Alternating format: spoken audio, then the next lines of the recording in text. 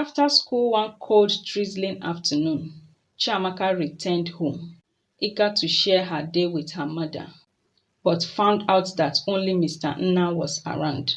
Her mother had gone to the market, trusting her daughter would be safe when she returned from school. Mr. Nna, seeing Chiamaka alone, lured her with false friendliness. He called her into his room, his voice dripping with deceit. "I need your help with something," he said, his eyes gleaming with wicked intent. Chiamaka's innocence made her trust him. She didn't notice the evil lurking beneath his smile. As she entered the room, the encounter quickly turned sinister, and Mr. Nna shattered her innocence, leaving her devastated and forever changed.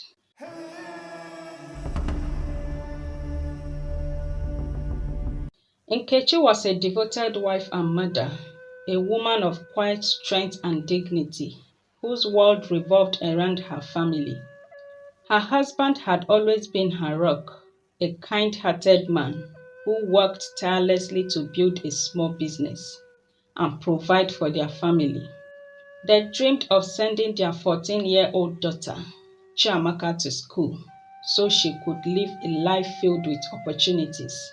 But their lives took a tragic turn when her husband fell ill unexpectedly and passed away. Grieving and vulnerable, Nkechi believed she could lean on her husband's family for support, but she couldn't have foreseen the cruel twist her life was about to take. Her husband's family arrived soon after his death like a storm, their faces edged with disdain rather than grief. They came not to comfort Nkechi, but to accuse her of being responsible for their brother's death. They took her to the village. Nkechi, though devastated, agreed to perform the grueling widow's rites demanded by their custom, enduring humiliations to prove her innocence. After her husband's burial, she stayed back to mourn him for some months, adhering to every tradition with unwavering dignity. And when she was done, she returned to the city with her daughter, only to meet the shock of her life. Sitting in her living room was her husband's elder brother, his demeanor cold and unyielding. Empty bottles littered the table beside him, a testament to his confidence in his authority. She greeted him calmly, though she was surprised to see him. Before she could ask further questions, he interrupted her sharply. "I hope you are ready to do what the elders have decided," he said, his voice cutting through the air like a blade. "I cannot marry you," Nkechi replied calmly, her resolve firm. His reaction was swift and brutal. "Then get out, both of you. This house and everything your husband left behind is mine now." "But uncle, this is my father's house," Chiamaka whispered, her voice trembling with fear. "Not anymore," he sneered. "Your mother refuses to cooperate, so you have no place here," he replied her harshly. "What about my daughter?" Nkechi's voice cracked with desperation as tears streamed down her face. "I worked alongside my husband to build this home. You can't just take everything," she asked him calmly. "She's a girl his part. She does not count. No female child is entitled to inheritance," he declared coldly, and pushed them out without any show of compassion. He took her husband's modest business, their humble home, and every last possession. Nkechi pleaded, but his words were final. Heartbroken and furious, Nkechi held her daughter close, determined to survive, even if the world has turned its back on them. With nowhere else to go, Nkechi wandered the streets with Chiamaka, clinging to the fragment of her dignity as she looked for a roof to shelter them. They tried knocking on friends' doors, asking them for temporal shelter, but no one would take them in. Rejected and alone, Nkechi finally found an unfinished building on the outskirts of the city.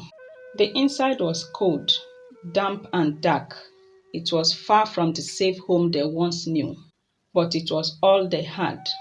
Each night they huddled together on the concrete floor, trying to keep each other warm, with nothing but their shared grief and hope for a better day. As days goes by, Nkechi realized she needed to find work, so she went to the busy city market. There she offered to carry loads and help shoppers transport their goods to their cars. It was an exhausting work and the pay was little, but it was enough to buy food for her and her daughter. Chiamaka, despite her age, insisted on helping. She carried smaller bags and helped her mother with a resilience and determination that broke Nkechi's heart. Day by day they struggled, working together to survive in a world that seemed to have forgotten them.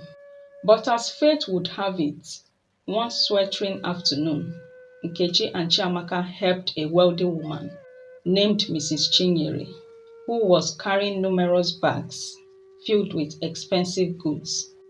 Mrs. Chinyere noticed their exhausted faces and the shabby clothes they wore. Something about their quiet dignity touched her, and she asked Nkechi about their lives. With hesitation, Nkechi poured out their story, sharing the loss of her husband and the injustice they had faced. Mrs. Chinyere listened, shocked and saddened by what they had been through, and her kindness shone like a beacon. She offered Nkechi a job at her mansion, promising that Chiamaka could go back to school. Nkechi's heart swelled with gratitude as she accepted the offer immediately, seeing a spark of hope for the first time in months. As they moved into the mansion was like stepping into another world. The grand polished floors, the beautiful furnishings, and the comfort of a warm, soft bed seemed unreal to them. Mrs. Chinyere assigned them a small but cozy room, and Chiamaka could hardly believe she would have her own bed again. Nkechi felt a surge of relief and joy. At last, they had found safety and stability, and Chiamaka would finally be able to attend school, as they had always dreamed of. Little did they know their newfound hope would soon turn into a nightmare. Nkechi soon met Mrs. Chinyere's husband, named Mr. Nna. He was a well-dressed, successful businessman with a smooth charm and a powerful presence. The wealthy couple's kindness seemed too good to be true. Mrs. Chinyere was warm and nurturing. She ensured Chiamaka had everything she needed. Nkechi's heart swelled with gratitude. Maybe, just maybe, their luck had changed. But Nkechi noticed, however, that behind Mr. Nna's warm smile, there was an unnerving coldness in his eyes. He hardly acknowledged them in the presence of his wife, treating them more like invisible staff than people. But when his wife was not around, his eyes would linger on Chiamaka, and Nkechi dismissed it as mere kindness, grateful for the opportunity they had been given, and ignored her discomfort around him. Life in the mansion began to feel like a blessing. Each day, Chiamaka would go to school, excited about her studies and eager to learn more. Nkechi worked hard in the house, cooking and organizing, making sure to keep everything running smoothly for Mrs. Chinyere. And Mrs. Chinyere appreciated her effort with kindness. One fateful day, Mrs. Chinyere announced she had to travel on a long business trip abroad. She left instructions and even gave Nkechi some extra money to buy food for the house, expressing her full trust in Nkechi's capabilities. Nkechi assured her that everything would be fine, feeling confident and responsible. She never suspected that this trip would mark the beginning of a nightmare. After school one cold, drizzling afternoon, Chiamaka returned home, eager to share her day with her mother, but found out that only Mr. Nna was around. Her mother had gone to the market, trusting her daughter would be safe when she returned from school. Mr. Nna, seeing Chiamaka alone, lured her with false friendliness. He called her into his room, his voice dripping with deceit. "I need your help with something," he said, his eyes gleaming with wicked intent. Chiamaka's innocence made her trust him. She didn't notice the evil lurking beneath his smile. As she entered the room, the encounter quickly turned sinister, and Mr. Nna shattered her innocence, leaving her devastated and forever changed. Chiamaka became traumatized and terrified, too shocked to comprehend what has happened. When Nkechi returned, she found her daughter in their room, coiled up in silent anguish. With a mother's intuition, she sensed something was terribly wrong. Chiamaka's tears and trembling body told a horrifying story. "What happened?" Nkechi demanded, her heart racing. But Chiamaka was too shocked and traumatized to say a word.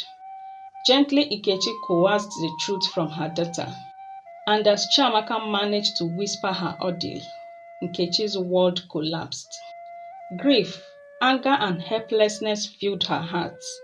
She wanted to protect her daughter, to make things right, but when she confronted Mr. Nna, he cruelly dismissed the accusations and threatened to ruin them if they told anyone. Nkechi's anger boiled over, but Mr. Nna's menacing gaze froze her. "You will say nothing," he snarled.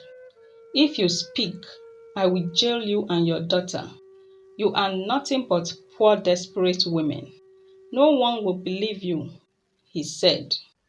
Nkechi knew he was right. Who would listen to them? The wealthy and powerful Mr. Nna would silence them. The next morning, in the mansion's spacious but cold foyer, Mr. Nna stood at the top of the staircase and publicly accused Nkechi of trying to steal from the house. He ordered her and Chiamaka to leave immediately, spreading lies to tarnish their reputation. Other household staff watched in silence, too scared to speak. Nkechi and Chiamaka, humiliated and heartbroken, with tears streaming down their faces, left the mansion with nothing but their bags and the nightmare of Mr. Nna's cruelty, returning to the uncompleted building. The same darkness that has once consumed them now seemed even more suffocating. Back in the abandoned building, Nkechi and Chiamaka struggled to cope with the betrayal and the trauma they had endured. Chiamaka, once bright and hopeful, became quiet, withdrawn and haunted by nightmares. Nkechi felt helpless, but she held her daughter close, promising they would find a way to survive. She tried to reassure Chiamaka, though her own heart was breaking. Back in the mansion, Mrs. Chinyere returned, unaware of the horror that has unfolded. As she asked about Nkechi and Chiamaka, Mr. Nna lied to her. "Nkechi tried to steal my golden wristwatch. I had to send them away," he said to his wife. Mrs. Chinyere was shocked, but had no choice than to believe her husband. As the weeks passed, Nkechi noticed Chiamaka's health deteriorating. She was constantly fatigued, her appetite dwindled, and she showed signs of sickness. Slowly, the realization dawned on her. Chiamaka was pregnant. The weight of this new reality overwhelmed her, but she steeled herself. She knew they could not confront Mr. Nna, but she was determined not to let this defeat them. They would survive, for Chiamaka and for the child she carried. Chiamaka's pregnancy weighed heavily on Nkechi, and they had no one to turn to.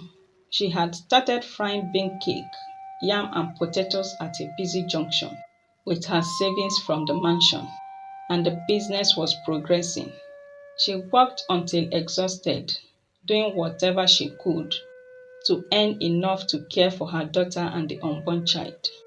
Despite the pain and struggle, her love for Chiamaka and her future grandchild gave her strength. She hid Chiamaka's condition from the world, fearing judgment and shame.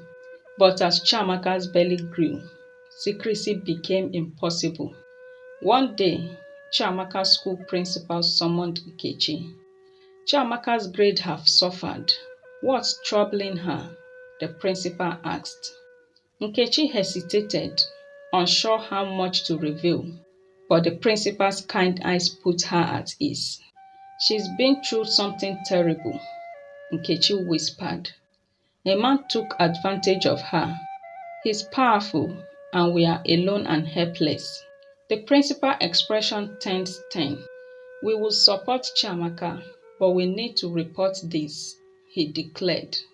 Nkechi's fear spiked. No, please, he will ruin us, she said. The principal understood better and promised to support Nkechi to give her daughter a newfound strength. Chiamaka continued school, hiding her pregnancy from her classmates. After months of hardship, Chiamaka gave birth to a baby boy. Nkechi held him, tears streaming down her face. Amid struggle, hope emerged. They named him Chisom, meaning God is with me, a reminder that even in the darkest of times, there was still hope.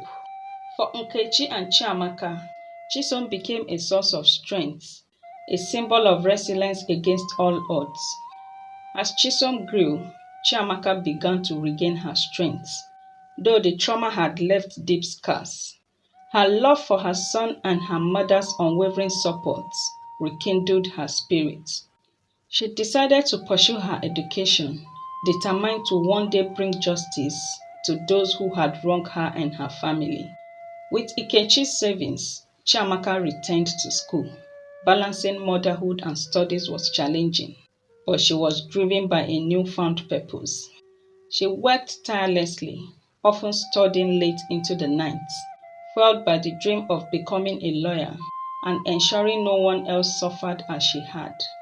Chiamaka called her mother one day and said, I want to study law, Mom, and make sure men like Mr. Nna face justice. Nkechi beamed with pride. You will change the world, my daughter, her mother replied.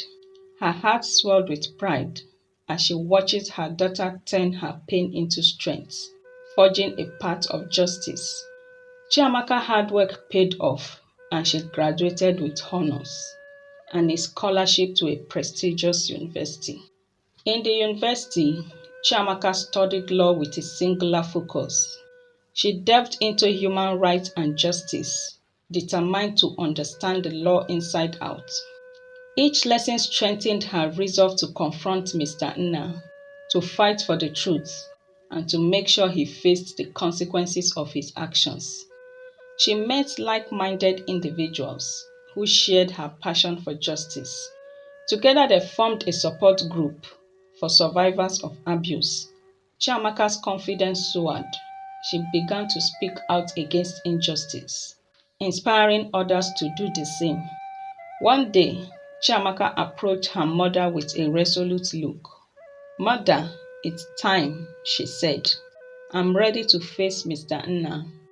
Nkechi, proud of her daughter's courage, supported her gladly. As a young lawyer, Chiamaka began gathering the pieces of evidence she needed to confront Mr. Nna. She tracked down former employees, anyone who could corroborate her and her mother's story. She also searched for records that might link Mr. Nna to his previous wrongdoings. And the principal who had helped her during her pregnancy also provided witnesses and documents, strengthening Chiamaka's case. Slowly she built her case, piece by piece. With enough evidence in hand, Chiamaka reached out to legal organizations that supported victims of abuse, sharing her story with them. Many were moved by her journey, and several groups offered to help. They provided resources, connected her with experts, and even offered financial assistance to cover the cost of the trial. And a renowned human rights lawyer named Mrs. Okoro, who was moved by Chiamaka's story, agreed to take on the case pro bono. Chiamaka felt strengthened by the support, knowing she was not alone in this fight. It was time for Chiamaka to finally confront Mr. Nna. She and Mrs. Okoro filed an official complaint, naming him as the father of Chiamaka's child and describing the abuse she had suffered. Chiamaka knew this would shake him, but she was ready. When he received the summons, Mr. Nna was stunned. He had dismissed Chiamaka and her mother as a powerless women he could silence, never imagining they would one day come back to seek justice. The day of the trial arrived. Mr. Nna, with his wealth and influence, hired the best lawyers money could buy. But Chiamaka, armed with her legal knowledge and unbreakable will, with Mrs. Okoro by her side, faced him with confidence. The courtroom was filled with tension as both sides prepared to argue. As she took the witness stand, Chiamaka shared her story in full, her voice steady and her gaze unwavering. Nkechi took the stand next, her hands gripping the edge of the witness box. As she testifies with raw emotion, she talked about the years of hardship, the betrayal, and the suffering Mr. Nna had caused them. She spoke of the pain of watching her daughter's life change in a single day, and the years she had spent working tirelessly to give Chiamaka and her grandson a future. Her words resonated deeply, moving many in the courtroom. As part of her case, Mrs. Okoro submitted a paternity test, which proved that Mr. Nna was indeed the father of Chiamaka's son. With this undeniable proof, Mr. Nna's legal team struggled to counter the evidence. Chiamaka felt a surge of relief, seeing his defenses start to crumble under the weight of the truth, while Mr. Nna's expression turned pale and panicked. Former household staff members took the stand, sharing their own observations of Mr. Nna's behavior. Some testified to witnessing his cold treatment of Nkechi and Chiamaka, while others had heard rumors of the incidents and seen Mr. Nna's threats. Their testimonies added depth to Chiamaka's case, showing that she and her mother had not been alone in their suffering. After days of deliberation, the judge delivered the verdict. Mr. Nna was found guilty, held accountable not only for the assault, but also for the threat and intimidation he had used to silence them. The ruling felt like a long-awaited victory, a moment of closure that Nkechi and Chiamaka had fought so hard to achieve. Mr. Nna's power and influence had finally crumbled, and he was sentenced to prison for his crimes. Nkechi embraced her daughter tightly, tears of relief and joy streaming down their faces. With justice served, Chiamaka and Nkechi began to rebuild their lives with a newfound sense of freedom and peace. The money awarded to them in damages helped them secure a comfortable home, and Chiamaka's career as a lawyer blossomed. She dedicated her work to helping other women and children who had suffered abuse, determined to use her experience to make a difference.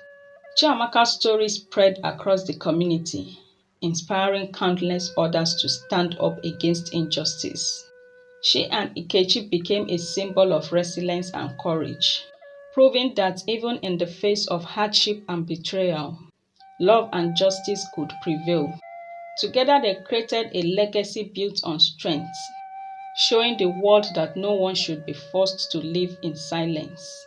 And so Chiamaka, Nkechi and little Chisom built a life filled with hope and purpose. Their story a testament to the power of truth and the enduring bond between mother and daughter. I hope you enjoyed this story that has so many moral lessons. Comment what you have learned below. Please support the channel by liking the video, share to your friends and family, and please subscribe and hit the bell icon for more. Thanks and God bless you. See you in the other videos.